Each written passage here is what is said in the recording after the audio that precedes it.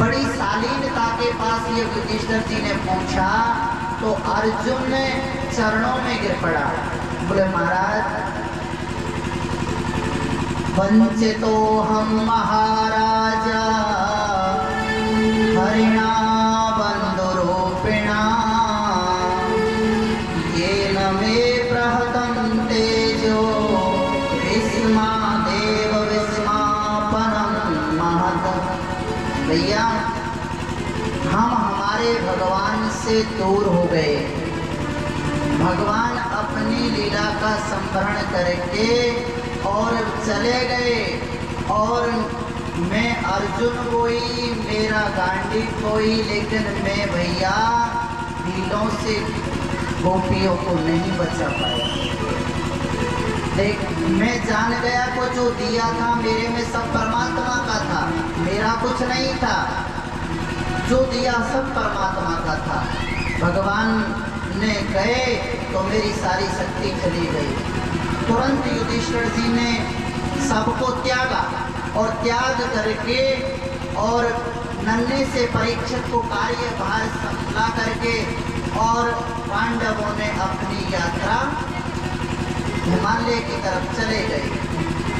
सबसे पहले महाराज द्रौपदी को रूप का अभिमान था, वो बर्फ में डल के मरी। धीरे धीरे क्रम बाई क्रम सारे भाइयों ने अपना प्राणांत किया और अंत में कौन गए? श्री युधिष्ठिर जी महाराज से शरीर गए। देखिए, युधिष्ठिर जी महाराज भी धर्म के अवतार हैं और हमारे साथ में जो भी अंत में जाता है सब धर्म ही साथ जाता है, किया हुआ ही साथ में जाता है, जाके जा रह जाता है। नीति शास्त्र का एक श्लोक है, धनानि भूमौ पशवस्य गोष्ठे नारी गृहद्वारे जनाः शमशाने और देह चित्तायाम परलोक मार्गे धर्मानुगच्छति जीवेका। कुछ नहीं जाएगा, यानी कि हमारा जो धन है हमारा यही उपयोग कर लेंगे तो ठीक है। जाने के बाद में आप कितना भी बैंक बैलेंस कर जाओ, अगर 1 रुपया ले जाओ तो गारंटी, तो धन और गाड़ के रखा है वो भी माही रहेगा। तो धनानि घूमो पशवस्य गोष्ठे, बढ़िया चाहे आप पशु भैंस लाओ, जाते समय वो भी माही रहेंगी, एक साथ नहीं चलेगी। नारी गृह द्वारे, हमारी सुख दुख की भागीदार, हर स्थिति में संभालने वाली, लेकिन जाते समय वो भी नहीं। नारी गृह द्वारे, उससे आगे वो भी नहीं जाने वाली। जनाः शमशाने, भाई बंधु भी कहाँ तक जाएंगे? शमशान तक। जनाः शमशाने, और ये हमारा शरीर क्या है? अग्नि का भोजन है। जब तक ये स्वाहा नहीं होगा तब तक लोग कहेंगे ये फलाने का शरीर है, और आग में भोजन स्वाहा हुआ तो महाराज शरीर भी चला गया, तो क्या रह गया? पूरा देह चित्तायाम परलोक मार्गे, यानी कि उस परलोक मार्ग में केवल धर्मानुगच्छति जीवे कहा, जो हमने थोड़ा बहुत पुण्य कमाया है, भाई हमारे बैंक बैलेंस पुण्य का है तो हमारे महानोट चल जाएंगे, ये करारे तो यहीं रह जाएंगे। तो वहाँ क्या चलेगी? वहाँ तो राम नाम की पूंजी चलेगी, है ना, और भाई विदेशी मुद्रा नहीं चलने वाली है, वहाँ तो केवल राम नाम की पूंजी चलेगी। जो हमने कर लिया वही हमारे साथ जाएगा, धर्म कर्म बाकी सब यहीं रह जाएगा।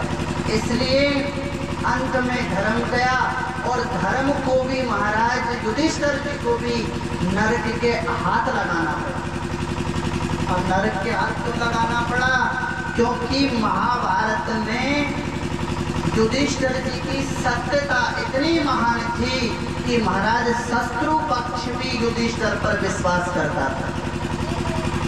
भले ही कौरव पांडव आपस में लड़ाई लड़ रहे थे, लेकिन कौरव भी ये चाहते थे कि कोई भी बात हो जाए, अगर युधिष्ठिर जी कह देंगे तो हम मान लेंगे। युधिष्ठिर जी की सत्यता का प्रमाण था, क्योंकि वो धर्म था। लेकिन युधिष्ठिर जी ने भी एक झूठ बोला, और वो झूठ भी नहीं था। जब महाभारत के युद्ध में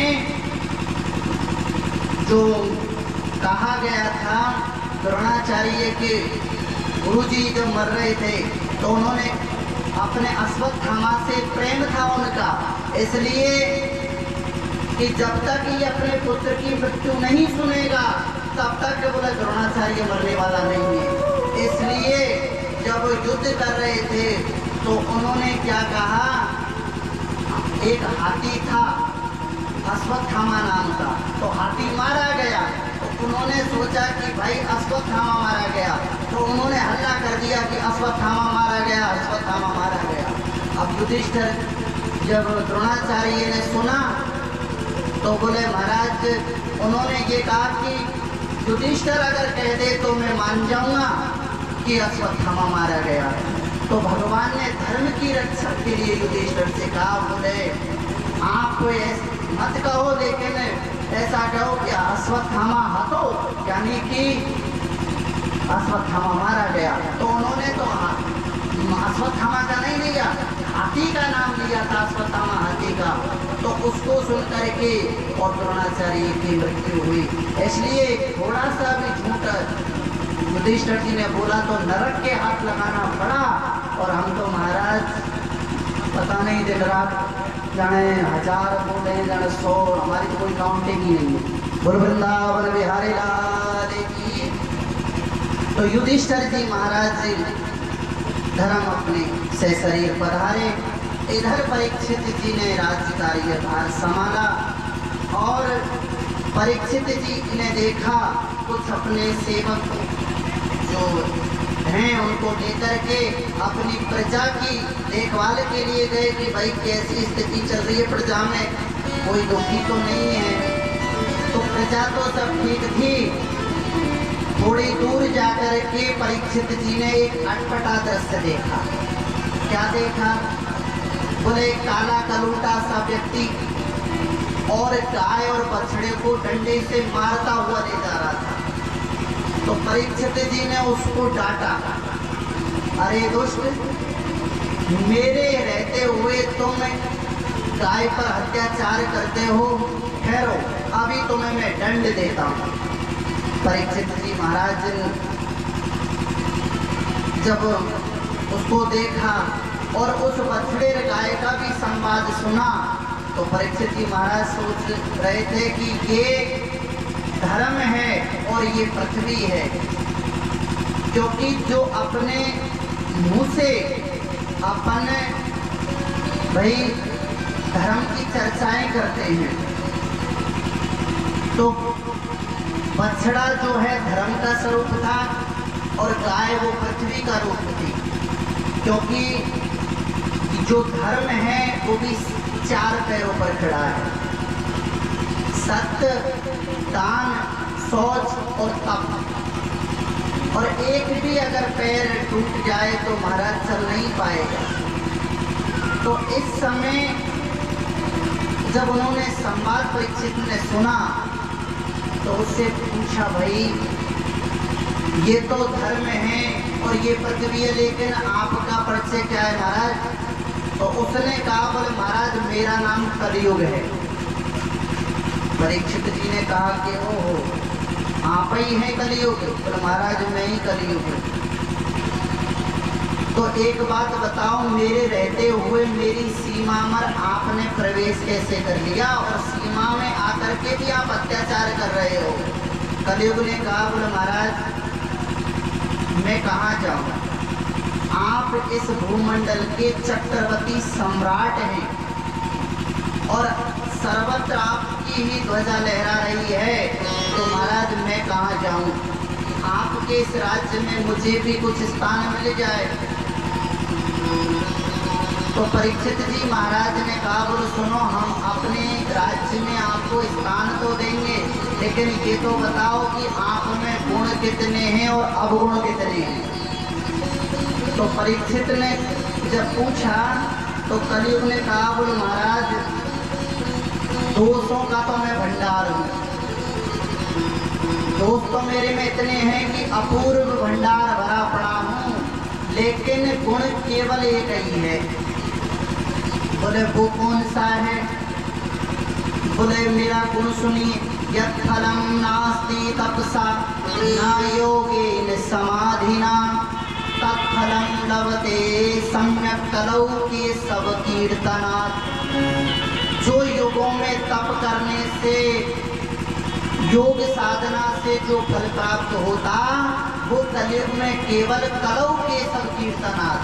बैठे बैठे बस राम जी का नाम लो, जीवन लाओ, इसी से कल्याण हो जाएगा। हमारे बाबा भी लिखते हैं, कलयुग केवल नाम आधारा, कलयुग केवल नाम आधारा, सुमर सुमर नर उठे पारा। कलयुग केवल नाम आधारा, सुमर सुमर नर उठे पारा। तो कलयुग में केवल बैठे बैठे राम जी का नाम लो, जीव लाओ, इसी से ही आपका उद्धार हो जाएगा। परीक्षित इस गुण पर भगवान रीझ गए। कलयुग में भाई गुण तो बहुत अच्छा है, लेकिन हम आपको स्थान देते हैं, मांगो आप क्या चाहते हो। तो कलयुग ने 4 स्थान मांगे। कौन कौन से? भाई गुण पर रीझे तो परीक्षित ने 4 स्थान दिए। बोले दूतम पानम स्त्रियाम सूना यत्र नस्य चतुर्विधा, यानी कि पहला स्थान आपको कलयुग को परीक्षित ने कौन सा दिया? बोले दूतम। दूध का मतलब जानते हैं? जहाँ पर दूध क्रीड़ा होती है, जुआ बुआ जहाँ खेली जाती है, उसको दूध क्रीड़ा कहते हैं। तो जहाँ जुआ खेली जाती है वहाँ पर आपका निवास हो। दूसरा पानम, जहाँ पर मदिरा पान की जाती हो उसमें तुम्हारा वास हो। और स्त्रिया सुना अधर्मस्य चतुर्विधा, सुना नाम अहिंसा का, जहाँ जीव जंतुओं की अहिंसा होती हो वहाँ तुम्हारा स्थान हो। कलयुग ने कहा, बोले महाराज मेरा जैसा गुण था आपने ऐसा तो स्थान ही नहीं दिया। महाराज परिवार बहुत बड़ा है, एक आध कमरे से काम नहीं चलेगा, पर कम से कम एक कमरा तो ऐसा दो जो ढंग से रह सके।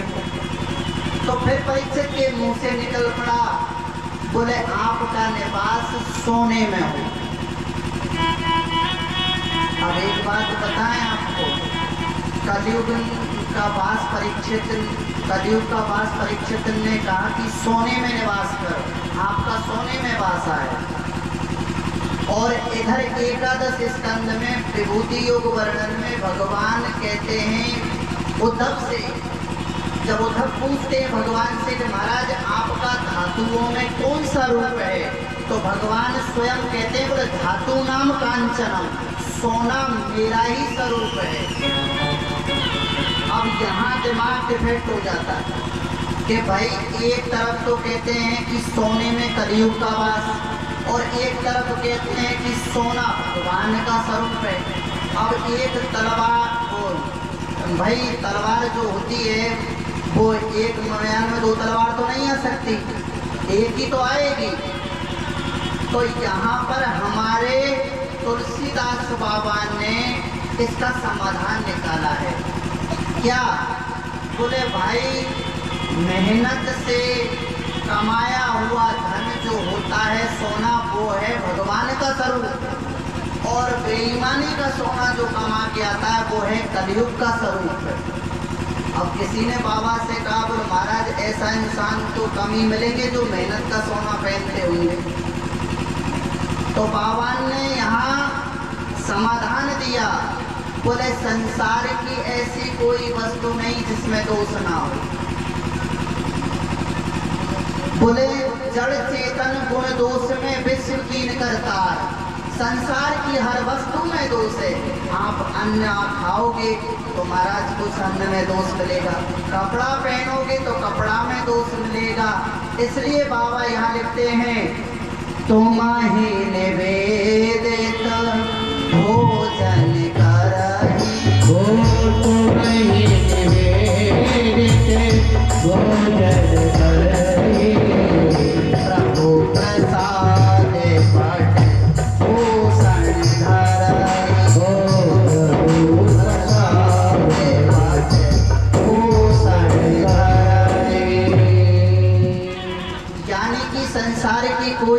वस्तु नहीं जिसमें दोष नहीं, इसलिए समाधान बोले तुम ही निवेदित, जो भी कुछ हम पे है भगवान को निवेदित कर दो और पट भूषण धरई, बस परमात्मा को दिखा दो प्रभु ये है और उसको धारण करो। जैसे अन्न है, अन्न हम खाएंगे तो उसमें दोष है, लेकिन कोई अन्न अगर हमें ठाकुर जी का भोजन लग जाए, प्रसाद बन जाता है, भोग लग करके ठाकुर जी का, तो वो प्रसाद बन जाता है और भगवान का प्रसाद लेने में तो कोई बुराई है नहीं।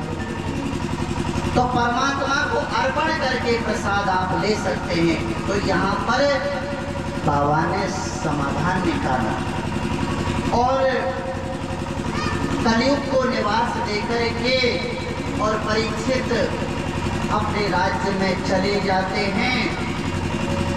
अब देखिए समय की बात, एक दिन की बात है कि परीक्षित महाराज ने सोचा कि हमारे कुल खानदान में बड़े बड़े राजा हुए, युधिष्ठिर जी हुए, दादा परदादा बड़े बड़े राजा हुए, तो उन्होंने देश विदेश के राजाओं को जीता है, इसलिए वो सोना चांदी मुकुट आदि लाए होंगे। तो चलो आज भंडारे का निरीक्षण किया जाए, कितना सोना है, कितना मुकुट है, कितनी माला है। तो परीक्षित जी ने जब निरीक्षण परीक्षण किया तो महाराज बढ़िया खजाने में एक बहुत सुंदर मुकुट दिखाई पड़ा। परीक्षित जी ने सोचा इसको रखें, तो वो मुकुट महाराज जरासंध का था और वो मुकुट को लेकर के परीक्षित जी अपने सिर पर धारण करके और महाराज शिकार खेलने के लिए वन में चले गए। अब आप देखिए वो जो सोना था वो कोई कमाई का थोड़ी है, वो भी तो लूट के लाए थे सोना। तो उस सोने में क्या है, कलयुग बैठ गया।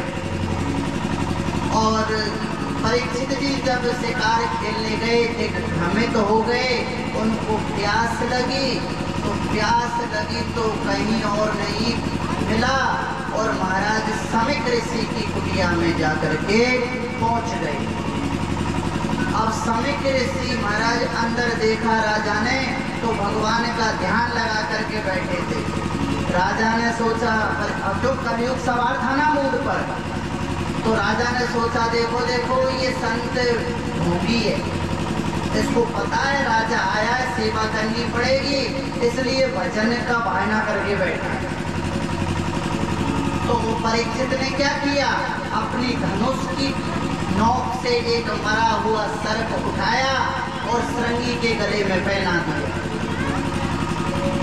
अब देखिए यहाँ पर कितनी बड़ी भूल हो गई कि हम देखिए, आप खूब देखें, रामायण की राम कथा है, भागवत की भी कथा है, और मेरे हिसाब से ये दोनों संतों के ऊपर आधारित है।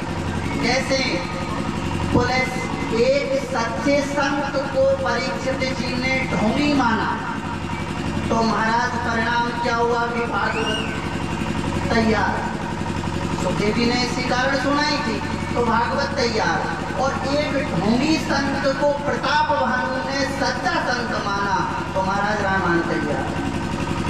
कपटी मुनि के चक्कर में प्रताप भानु आया था और उसने पूरे कुटुंब का नाश करा दिया।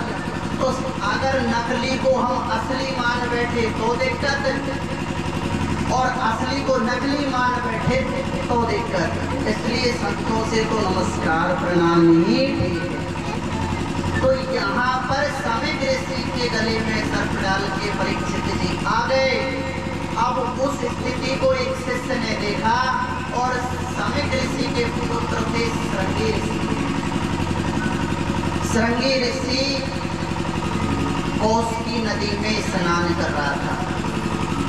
तो शिष्य ने जाकर के कहा, बोले महाराज तुम्हारे पिताजी के गले में राजा परीक्षित ने मरा हुआ सर्प को डाल दिया।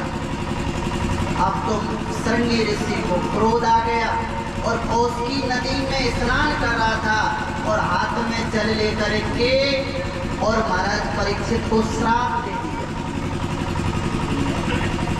बोले आपने ये बहुत बड़ा अपराध किया है। अरे तुम्हारे कुल पूर्वजों ने हमेशा संतों का सम्मान किया और आप कैसे हो गए कि आपने संत का अपमान किया। इति लंघितम मर्यादम तक्षका सप्तमे हनि दहन्ति स्मिन् कुलाकारम चोदिते में तदद्रोहम।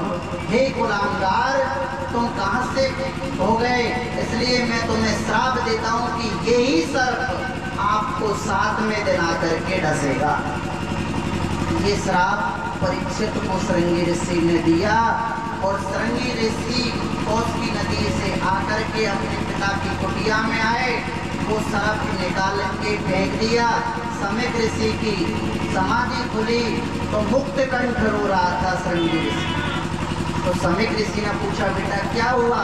तो ऋषियों ने बताया कि परीक्षित जी राजा ने आपसे अपराध हुआ और इन्होंने उनको 7 दिन मरने का श्राप दे दिया।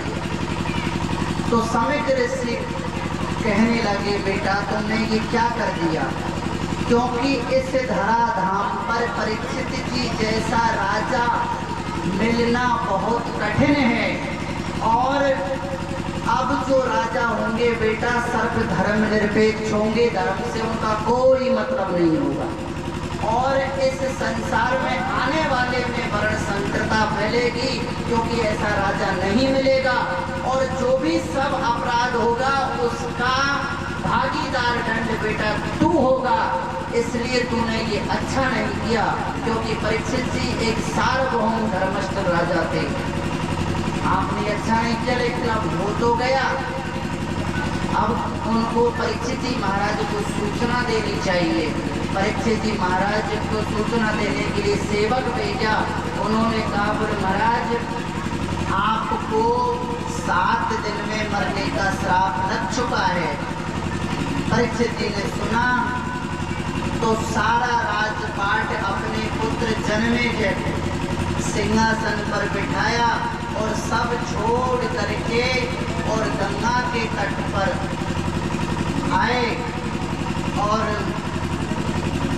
जब ऋषि महात्माओं ने सुना कि महाराज परीक्षित को 7 दिन में मरने का श्राप लग चुका है तो सारे ऋषि मुनि महाराज गंगा के तट पर आए और देखते देखते महाराज बहुत सारी भीड़ इकट्ठी हो गई। सारे संत आए तो परीक्षित ने हाथ जोड़ करके बोले, प्रभु मैंने हमेशा मैंने तो एक संत का अपराध किया था, लेकिन मैं धन्य हूँ जो इस अपराध को क्षमा करके भी आप लोग मुझ पर कृपा करने के लिए पधारे। मैं आपका एहसान कभी नहीं भूलूंगा। परीक्षित जी महाराज ने सबका संतों का स्वागत किया और अंत में उनसे एक सवाल किया संतों से। बोले, प्रभु मैं ये चाहता हूँ कि आप सब विद्वान हैं, एक से एक बड़े बड़े ऋषि मुनि महात्मा हैं, तो मैं ये जानना चाहता हूँ कि मेरी अंतिम समय है, मुझे मरने का श्राप लग चुका है, तो ये बताइए कि मरने वाले व्यक्ति का क्या कर्तव्य है, मरने वाले व्यक्ति को क्या करना चाहिए, क्योंकि मेरी तो 7 दिन में मृत्यु निश्चित है। अब ऋषि महात्मा कोई कुछ बताए कोई कुछ बताए, लेकिन सटीक उत्तर कहीं नहीं मिला। तो परीक्षित देखिए, भगवान की कृपा इतनी अच्छी है कि पहले परीक्षित पर महाराज अस्त्र का प्रहार किया गया अश्वत्थामा के द्वारा, तो भगवान ने अस्त्र के द्वारा समाधान किया। और आज किसी संत का वाणी का वज्र लगा है, परीक्षित को श्राप लगा है, वाणी का श्राप लगा है, तो भगवान यहाँ प्रकट हो गए। कौन से भगवान? तत्रा भगवद भगवान व्यास पुत्रो यदक्षयागामट मानोनपेक्षा अनिच्छलिंगो निजलावतुष्टो प्रतिश्च बालिरवधूत भेषा। अवधूत भेष में कौन से भगवान प्रकट हुए? पर भगवान व्यास पुत्र, व्यास जी के पुत्र भगवान ही प्रकट हैं। लेकिन भगवान व्यास पुत्रो, व्यास जी के जो पुत्र हैं सुखदेव जी, वो ही व्यास सुखदेव जी के रूप में यहाँ प्रकट हो गए। आज वाणी का वज्र चला है, तो वाणी के द्वारा उद्धार करने के लिए भगवान व्यास जी के पुत्र सुखदेव जी परीक्षित सुखदेव जी महाराज की जय। और आते ही सुखदेव जी महाराज ने आसन ग्रहण किया, परीक्षित ने अर्घ्यपात आदि किया और सब करने के बाद में परीक्षित जी ने एक ही प्रश्न किया था कि मरने वाले को क्या करना चाहिए। सुखदेव जी कहने लगे परीक्षित आकर के हम टिके नहीं कि आपने प्रश्न करना चालू कर दिया। तो परीक्षित जी ने कहा बोलो महाराज हमने ये सुना है कि आप जैसे संत को दोहन में जितना समय लगता है उतनी देर टिकते हो, इसलिए मैं आपसे आते ही ये तुरंत प्रश्न किया है। इसलिए मैं आपसे ये जानना चाहता हूँ कि मरने वाले को क्या करना चाहिए। अब एक आप विचार करिए कि यहाँ मरने वाले अकेले परीक्षित जी नहीं है भाई, परीक्षित जी को लगा है 7 दिन में मरने का श्राप। तो जो हम है ना, तो काल रूपी सर्प जो है वो हमको भी इन्हीं 7 दिनों में डसना है। रविवार से भाई सोमवार से और आप रविवार तक लगा लीजिए, वही 7 दिन होते हैं। तो ये नहीं 7 दिनों में काल रूपी व्याध हमको डसना है। अकेले परीक्षित को नहीं, हमको भी जाना है। तो अकेले वो नहीं है, हमारा भी धर्म है। तो सुखदेव जी कहते हैं परीक्षित ये जो आपका प्रश्न है ये लोक कल्याणकारी आपने प्रश्न किया है। गुरु वृंदावन बिहारी लाल की जय। तो सुखदेव जी यहाँ पर जो बाल मंडली उनके पीछे लग रही थी वो सब ने देखा कि भाई हमारे राजा भी संत का सम्मान कर रहे हैं। बालक भी चले गए, बैठे सुखदेव जी और यहाँ से ही सुखदेव जी परीक्षित संवाद चालू हुआ। बोल सुखदेव भगवान की। परियारे सते प्रश्न क्रतो लोके हितो नृपा आत्मविद सम्मता पुंसां श्रोतव्या देशोया परा। ये कल्याणकारी प्रश्न है। और खाने में आप चाहे मूली खाओ, चाहे मेथी के परांठे खाओ, चाहे लहसुन खाओ, कुछ भी खाओ, जो शरीर अपन पेट में खाते हैं ना उसी की डकार आती है कि नहीं? तो यहाँ पहला शब्द सुखदेव जी के मुख से क्या निकला? परियानी सत्य प्रश्न, यानी कि सबसे पहले बकार शब्द निकला। और बकार ही ब्रह्म का स्वरूप है, क्योंकि हम अपनी वाणी से चाहे जैसा गलत बोल देते हैं। इसलिए हमारे पहले के बुजुर्ग वो कहते थे, बोले महाराज वाणी भी एक ब्रह्म का स्वरूप होती है, इसको भी सोच समझ के बोलना चाहिए। इसलिए पहले के बड़े बूढ़े बोलने से पता लगा लेते थे कि इसमें कितना दिमाग है, कितना ज्ञान है, कितना शिष्टाचार है, आदमी की वाणी से पता चल जाता है। तो बकार शब्द में ब्रह्म का स्वरूप है। तो सुखदेव जी महाराज ही ब्रह्म में डूबे हुए हैं, इसलिए अंदर से परमात्मा ने जो आवाज है वो ब्रह्म का यानी बकार शब्द निकला, ब्रह्म का स्वरूप निकला। तो ब्रह्मा जी ये जो है ब्रह्म का बीज है, ये ब्रह्म का बीज बकार शब्द है, वही आने सके कृष्णा।